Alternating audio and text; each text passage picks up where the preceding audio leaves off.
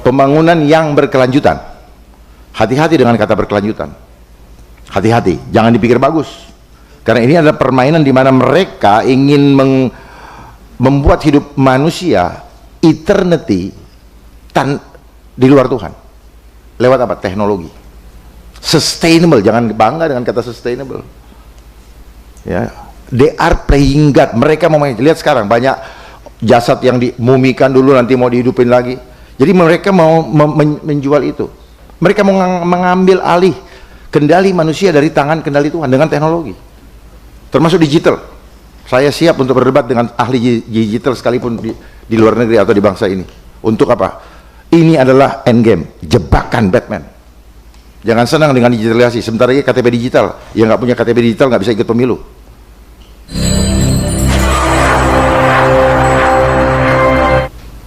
Saya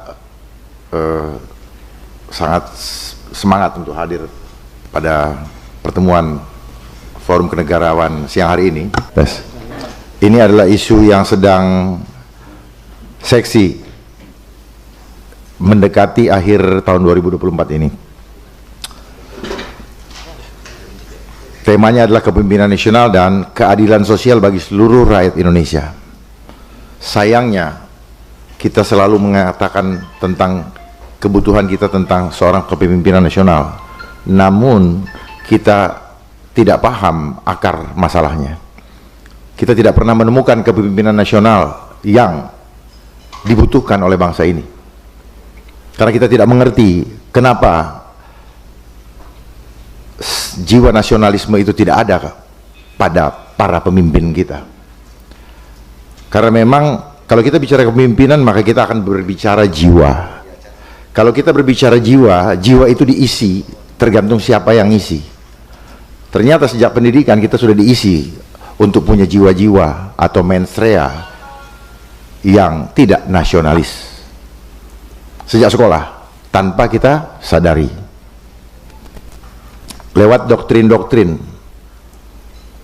sehingga jauh panggang dari api untuk mendapatkan kepemimpinan nasional yang diharapkan untuk bangsa ini. Karena rata-rata jiwa kepemimpinannya justru diisi dengan jiwa tidak nasionalis. Nanti bisa diperdebatkan. Nah, bagaimana demikian? Karena keberadaan pemimpin pun itu ada di bawah kendali sistem global yang tidak bisa, seolah-olah tidak bisa dihindari, padahal sangat bisa asal kita punya keberanian untuk mandiri. Bagaimana terus kemudian mengenai keadilan sosial bagi seluruh rakyat Indonesia, kita tidak akan pernah bisa adil karena dari sistem saja sejak kita sekolah sudah dibangun strata, sehingga kita ketika bicara strata, maka keadilan rasa di dalam jiwa menjadi nisbi, omong kosong.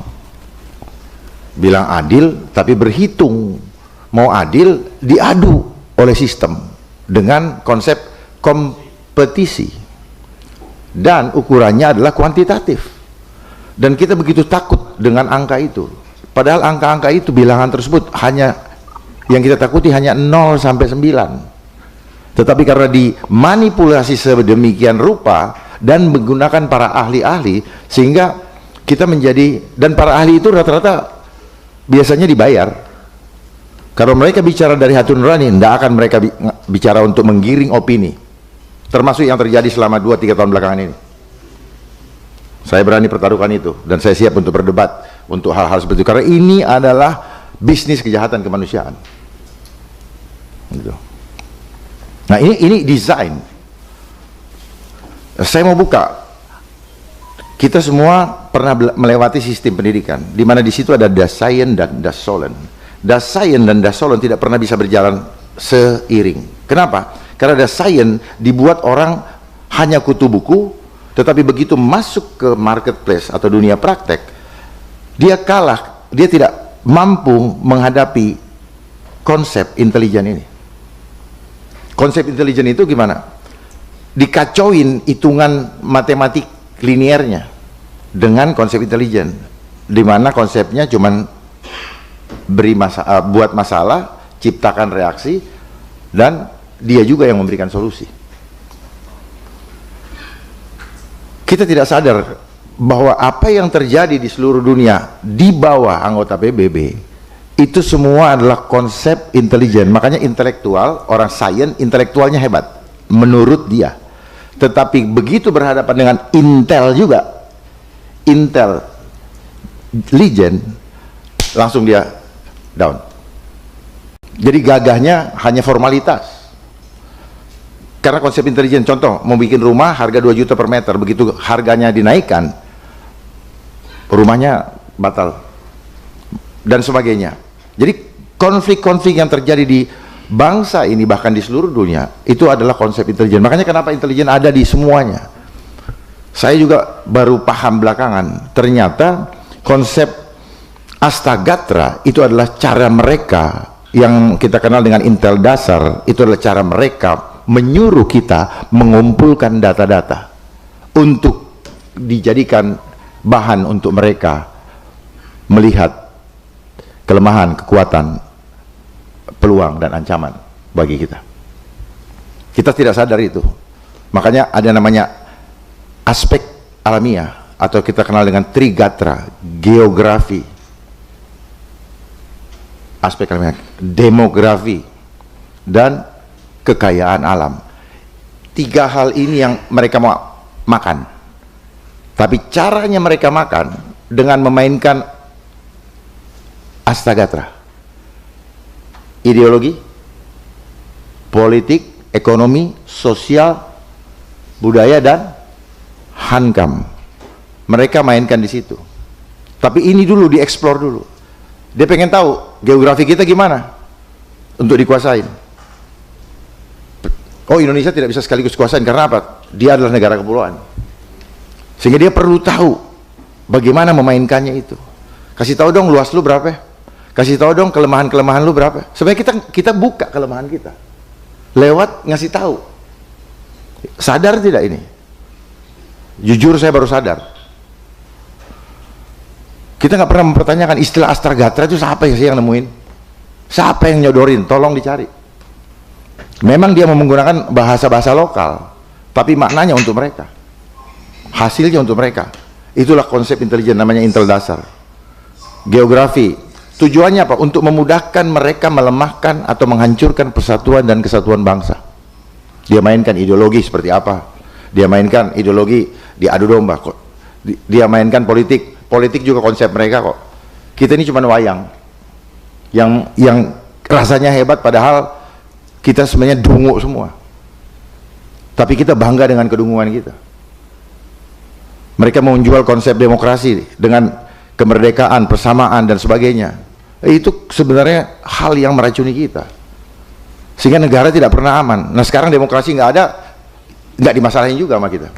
Demokrasi kemana sekarang? Ada katanya kebebasan berpendapat, mana itu ayat? Sudah tidak ada lagi. Pasal 33 untuk rakyat Indonesia tidak ada lagi. Seberapa sumber daya kekayaan alam digunakan sepenuhnya, dikuasai negara dan dimanfaatkan untuk kepentingan rakyat. Mana semua itu? Dan kita semua diam. Kita cinta kepada bangsa ini. Jadi tadi cara mereka menghancurkan dengan apa? Mereka membangun konsep lewat konsep intelijen tadi. Ya, geografi, demografi, dan ini. Bagaimana menguasai ini? Mainkan Astagatra. Ya nanti kita kalau perlu membahas lebih dalam kita bahas nanti. Ya karena dari situ bisa kelihatan. Oh makanya desentralisasi atau otonomi daerah itu bagian daripada konsep mereka. Dikecil-kecilkan. Orang suka kan pemekaran. Duitnya yang disuka bukan apa-apanya pak. Jujur ya kita. Kita kadang-kadang nggak jujur. Kalau kita jujur gampang melihatnya tuh. Ketika kita punya hati nurani yang jujur, kita mudah sekali melihat permainan ini. Semuanya ini dimainkan dan sudah didesain dengan 24 protokol sejak 1903. Protokol itu semua tujuannya cuma satu, memanfaatkan pejabat administrasi atau penguasa lewat apa? Ketamakan mereka terhadap uang-uang siluman. Makanya dimainkan adalah anggaran. Makanya pertanyaannya, kenapa negara ini selalu berhutang? Kok tidak pernah ada yang kita bicarakan kenapa hutang tidak pernah selesai? Begitu banyak ahli-ahli di Indonesia. Tapi memang keahlian mereka bukan untuk menyelesaikan hutang, tapi memberikan masalah. Pelajaran ekonomi juga tidak pernah diajarkan bagaimana menyelesaikan hutang, tapi bagaimana membuat rakyat berhutang. Tapi dapat nilai, wah ahli ekonomi. Dari mana ilmu ekonomi itu datang? Dari mereka juga kok. Jadi mereka memanfaatkan greedy kita. Kita dikasih agama dari sana juga kok. Kita menjadi spiritual, tapi materialism. Dan gak ada yang seneng kalau kita bilang, ya ini. Tapi semua seneng dengan jam bagus lah, tas bagus, mobil bagus, apa semua bagus-bagus. Tapi itu permainan mereka untuk menguasai kita punya greedy. Itu namanya infinity greedy of the world. Nah, kemudian bicara keadilan sosial, kita nggak mungkin pernah bisa adil untuk masyarakat. Apalagi saya bicara yang lebih hangat sekarang adalah agenda 2021. Kita tidak usah lagi dulu bicara ke belakang karena itu agak panjang kalau saya bahas. Di situ ada namanya Sustainable Development Goals, 7 pembangunan yang berkelanjutan. Hati-hati dengan kata berkelanjutan. Hati-hati, jangan dipikir bagus. Karena ini adalah permainan di mana mereka ingin membuat hidup manusia eternity di luar Tuhan. Lewat apa? Teknologi. Sustainable, jangan bangga dengan kata sustainable. Ya, they are playing God. Mereka mau main. Lihat sekarang banyak jasad yang dimumikan dulu nanti mau dihidupin lagi.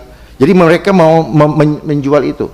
Mereka mau mengambil alih kendali manusia dari tangan kendali Tuhan dengan teknologi. Termasuk digital. Saya siap untuk berdebat dengan ahli digital sekalipun di luar negeri atau di bangsa ini. Untuk apa? Ini adalah endgame, jebakan Batman. Jangan senang dengan digitalisasi. Sebentar lagi KTP digital, yang nggak punya KTP digital nggak bisa ikut pemilu. Sadar nggak? Ke bank, uang digital, nggak ikut itu, internet dimatiin, nangis lo. Ayo, orang yang cinta dengan uang pasti akan jadi pengkhianat. Saya berani bertaruh untuk bangsa ini. Saya cinta kepada bangsa ini dan saya mau tidak mau bapak-bapak dan keluarga dan ibu-ibu itu hancur semua dan terlena dengan semua program-program ini. Sayang mereka tidak membuka perdebatan untuk itu supaya kita bukain semua. Yang berikutnya ya, ada 17 program dan program 17 ini mereka bikin program selalu kelihatannya bagus di slogannya, judulnya bagus.